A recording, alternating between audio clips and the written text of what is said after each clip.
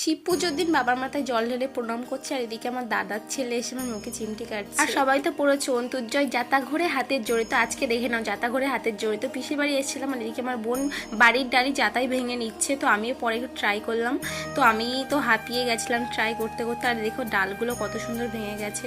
তো ফার্স্টে আমি উল্টো ঘোরাচ্ছিলাম, তো আমাকে তারপর বললো এটা ওইভাবে ঘোরায় না, এইদিকে ঘোরায়। আর আমি একটুখানি ঘুরিয়ে তো আমি পুরো হাঁপিয়ে গেছি। আর তার মধ্যে প্রচুর গরম ছিল, তো তার ওখান থেকে যে ডালগুলো ভেঙেছে আমি ওই ডালগুলো তুলেই আবার ভেঙে নিচ্ছি। তো আমার তো প্রচুর গরম লেগেছে, তো আমি তো পারছিলাম না। তারপর ওখান থেকে উঠে আমি চলে আসলাম। আর এখানে বোন আম মাখা করেছিল, তো আম মাখা এইভাবে করেছিল, পরে আবার কুচিয়ে মাখিয়েছিল। আর আমটা প্রচুর টক ছিল, তো আমার মুখটা দেখেই বুঝতে পেরেছো।